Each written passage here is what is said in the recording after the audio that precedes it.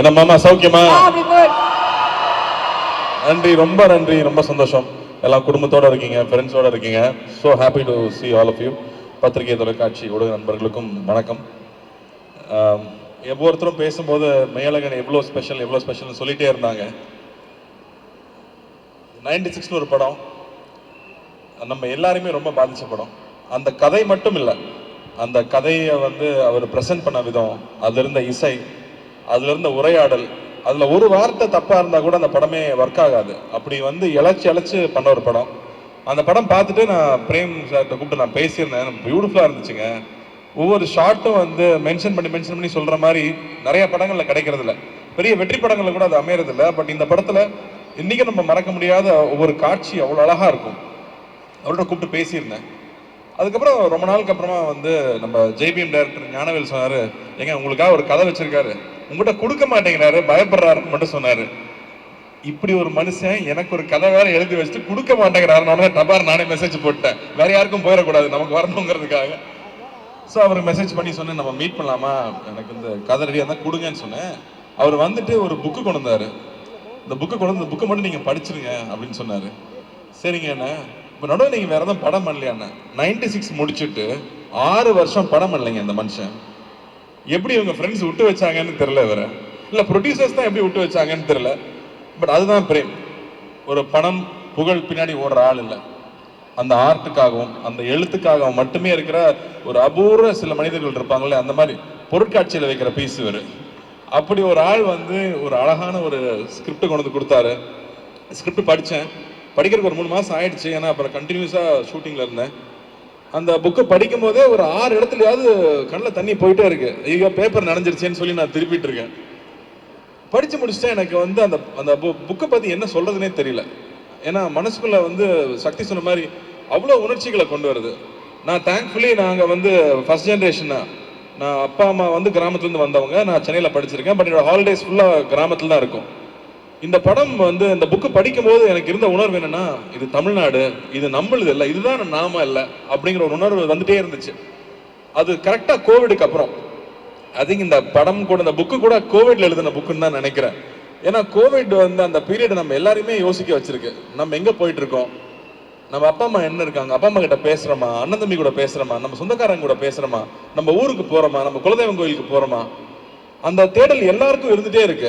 நான் இப்போ சென்னையில ஒரு தீபாவளி பொங்கல்னா சென்னை காலி, இங்க யாருமே இருக்கிறது இல்ல. டோல்கேட்ல போய் நின்னோம்னா அத்தனை வண்டி நிக்குது. எல்லாரும் ஊருக்கு தான் போயிட்டு இருக்காங்க. எல்லாருக்குமே ஒரு தேடல் இருக்கு. நம்மளுடைய ரூட்ஸ் என்னவோ அதை விட்டுறக்கூடாதுங்கிற தேடல் இருக்கு. அதை மிக கச்சிதமா கேப்சுலேட் பண்ற படமா நான் மேலகன் பாக்குறேன். அண்ட் இந்த படம் படம் பார்த்தவங்க ஒவ்வொருத்தரா பிசினஸ்ல பாக்குறாங்க, அப்ரிஷியேட் பண்றாங்க.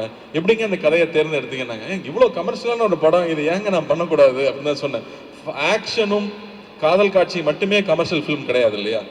ஸோ அந்த மாதிரி இதுல அவ்வளோ அற்புதமான விஷயங்கள் இந்த படம் பேசுது. ஸோ அந்த வகையில் இந்த படம் எனக்கு கிடைச்சதுல ரொம்ப ரொம்ப சந்தோஷம். அதுக்கப்புறம் எங்க அண்ணன் மேட்டருக்கு வரேன். அவர் என்ன அண்ணன்ட்டார், அருண்சாமி சார். என்ன நினைச்சிட்டு இருக்கீங்க நீங்க? ஏன் சார் அதுல வேற இவ்வளவு பிரஸ் இருக்காங்க, கையெல்லாம் வச்சு மிரட்டுறாரு. ரொம்ப ஓவரா போயிட்டு இருக்கு, பயமா இருக்கு. எனக்கு கைதி ஒரு பயங்கரமான எக்ஸ்பீரியன்ஸ். ஏன்னா ஃபுல்லா நைட்லயே ஷூட் பண்ணோம். ஃபுல் நைட் ஷூட்டிங்க. லோகேஷ் கொண்டு எடுத்துருவான், டெய்லி ஃபைட் வேற. இந்த படத்துல மறுபடியும் ஃபுல் நைட் ஷூட்டிங்கு. ஆனா நல்லபடியா ஒரு ஃபைட்டு கிடையாது படத்துல. அதனால ஃபைட்லாம் எதிர்பார்த்து வந்துடாதீங்க. ஆனால் அந்த ஒவ்வொரு நைட்லையும் அருண்சாமி சார் கூட உட்காந்து நாங்கள் பேசிட்டு இருந்த விஷயங்களாகட்டும், ஏன்னா அவரே பேசிட்டு இருந்தாரு, நான் கேட்டிருந்தேன்னு சொன்னால் அவர் கோவப்படுவார். நாங்கள் 2 பேரும் சேர்ந்து பேசிட்டு இருந்தோம். ராஜகிரண் சார்லாம் ஒரு கதையை ஓகே பண்ணுறது அவ்வளோ பெரிய விஷயம். அவர் தம்பி இதெல்லாம் ரொம்ப ஸ்பெஷலான படம், இந்த படத்தில் இந்த கதை அதில் எழுத்துருக்கிற ஒரு விஷயமும் மிஸ் ஆகாமல் கொண்டு சேர்த்துட்டோம்னாலே போதும், அதான் பெரிய விஷயம்னாரு. ஸோ நானும் அருண்சாமி சார் நாங்கள் பேசும்போது இந்த சீன்ல இருக்கிற இந்த அழகு குறையாம நம்ம என்ன பண்ணிட முடியும், அதை ஒரு சின்ன பெசகு கூட மிஸ் பண்ணிடாம கொண்டு சேர்க்கணும் அப்படிங்கறத ஐ திங்க் எங்களோட கான்வர்சேஷன் மோஸ்ட் அதை பத்தியே இருக்கும். அண்ட் இன்னொரு விஷயம் அருண்சாமி சார் சொன்னது ரொம்ப ஆச்சரியமா இருந்தது. அவர் ஒரு வில்லேஜ் பாய் அப்படிங்கிறாரு. அவர் வில்லேஜ் பாய் மாதிரி அங்க இருக்காரு. யார் சொல்ல ஒத்துக்க முடியாது, நான் இன்ன வரைக்கும் ஒத்துக்கல. ஆனா அவருக்கு அவ்வளோ ஒரு கனெக்ட் இருக்கு, அவ்வளோ ஒரு மெமரிஸ் இருக்கு. தஞ்சாவூர்ல போய் அங்கேயே இருந்து அந்த படம் ஃபுல்லா நாங்க ஷூட் பண்ணது, அந்த ஃபர்ஸ்ட் டே வந்து நான் கேட்டுட்டு இருந்தேன், எங்க தஞ்சாவூருக்குன்னு ஸ்லாங் இருக்கா அப்படின்னு கேட்டுட்டு இருந்தேன். இல்லைங்க, சுத்தமான தமிழ்னா தஞ்சாவூரில் பேசுதான் சுத்தமான தமிழ். மற்ற எல்லா ஊர்லேயும் ஆக்சென்ட் இருக்கும், பட் சுத்தமாக க்ளீனாக இருக்கிறது தஞ்சாவூர் தான் சொன்னார். அப்போ அங்கே ஒரு தமிழ் டீச்சர் ஒருத்தங்க இருந்தாங்க, அவங்களை கூட்டிட்டு வந்து எங்களை விட்டாங்க. அவங்க வாப்பா அப்படின்னாங்க.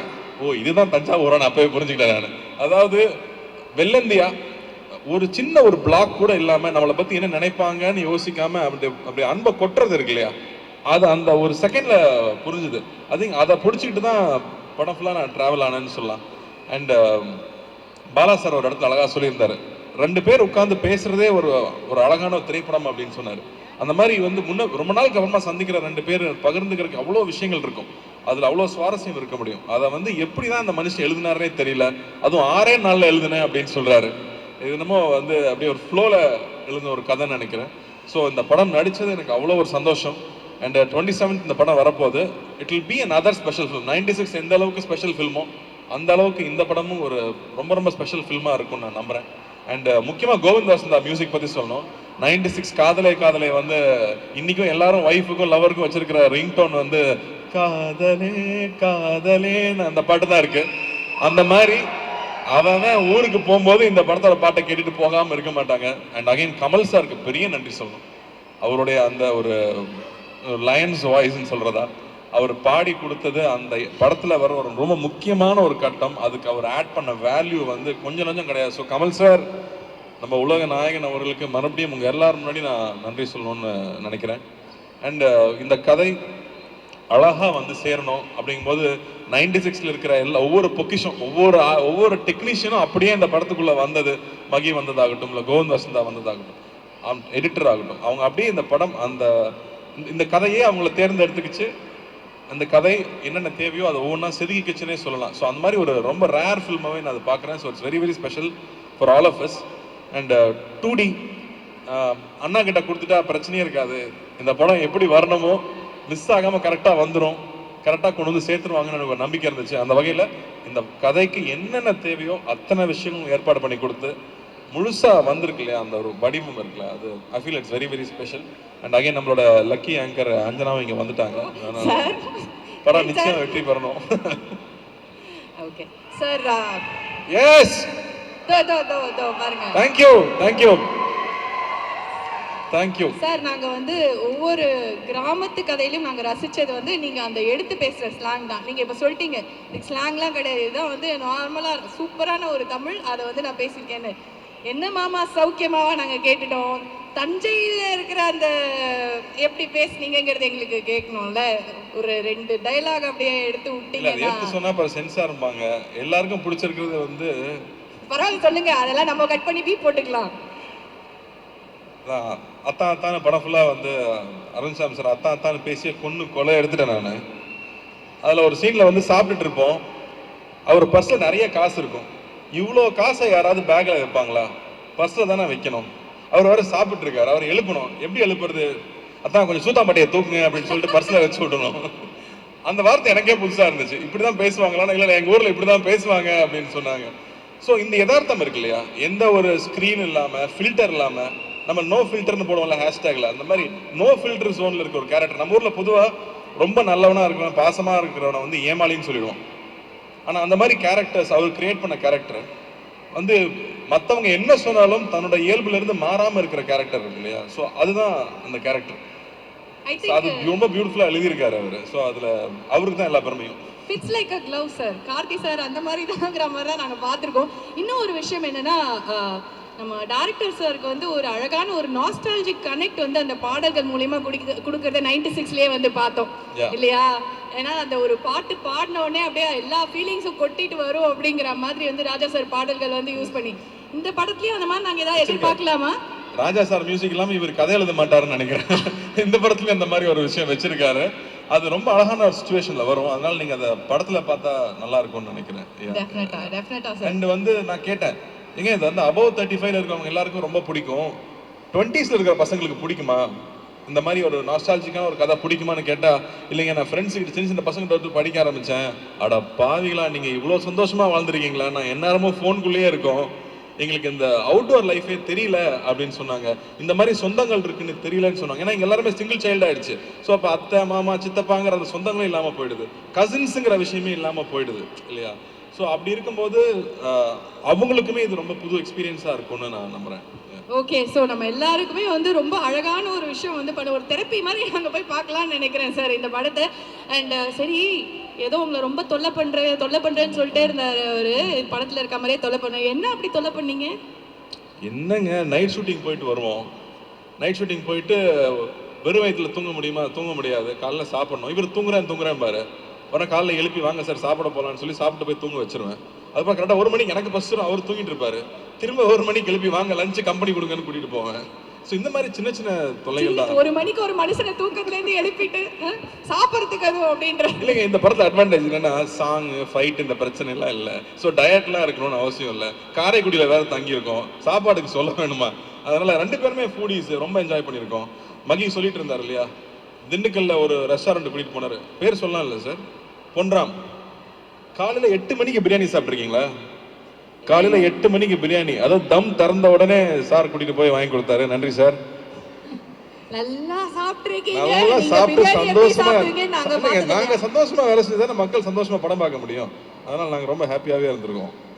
ஆனா நீங்க பிரியாணி சாப்பிட்ற அழகை நாங்க தான் அவ்வளவு பார்த்து ரசிச்சிருக்கோமே சார். அது 8 மணிக்கு பார்த்தா நல்லா தான் இருக்கும்.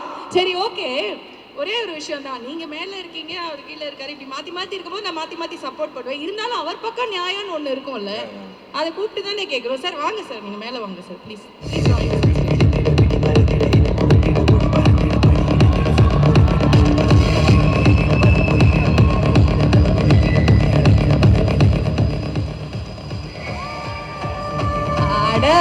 அட என்ன அழகா இருக்கு இதை பார்க்க அப்படிங்கிற மாதிரி இருக்கு எனக்கு இங்கிருந்து பார்க்க.